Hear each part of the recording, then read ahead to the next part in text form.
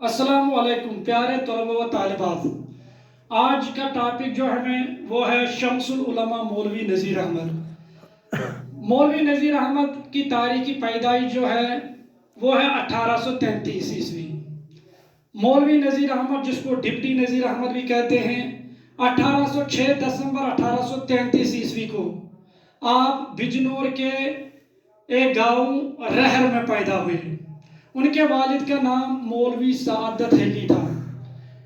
इन्होंने जो इब्तिदाई तालीम वो अपने बाप के पास ही हासिल की। इसके बाद जो है मज़ीद तालीम के लिए उसके बाप ने उसको दिल्ली लाकर अब्दुल खालिक की शागिर्दी में छोड़ाया, क्योंकि उसका बाप उससे एक पेशावर मौलवी बनाना चाहता था।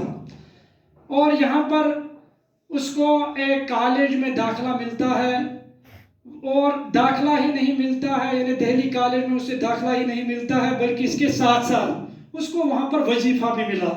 9 साल तक उन्होंने तालीम दिल्ली कॉलेज में हासिल की।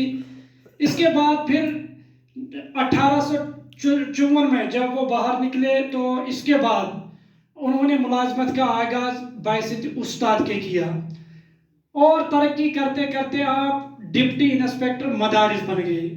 डिप्टी इंस्पेक्टर मदारिस जो बन गए, इसके बाद फिर जब उन्होंने कानून की, इन्हें जो इंडियन पैनल कोड है, उस किताब का जब उन्होंने उर्दू में तर्जुमा किया तो ये तर्जुमा बहुत मशहूर हुआ। तो हुकूमत ने उन्हें महकमा तालीम से निकाल कर फिर तहसीलदार बनाया, और तहसीलदार बनाते बनाते वो तरक्की करते करते फिर डिप्टी कलेक्टर भी बन गए। जब वो रिटायर हुए तो निज़ाम हैदराबाद ने उन्हें हैदराबाद बुलाया और महकमे माल का मुशीर मुकर्रर किया। जब निज़ाम की वफ़ात हुई तो वो फिर वापस आकर तसनीफ़ व तालीफ के काम में जुट गए। 1897 में उसको खिताब मिला है शम्सुल उलमा का, शम्सुल उलमा, और फिर उनका इंतकाल 1912 ईस्वी को होता है।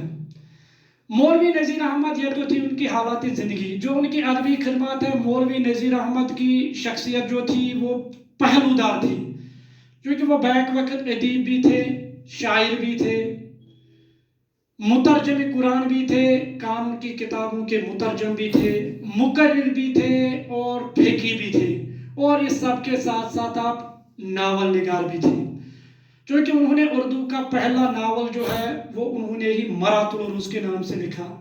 उन्होंने बहुत से नावलें लिखी हैं, जिनमें मरातुल उरूस, तौबतुन नसू, इब्नुल वक्त वगैरह काबिल ज़िक्र हैं।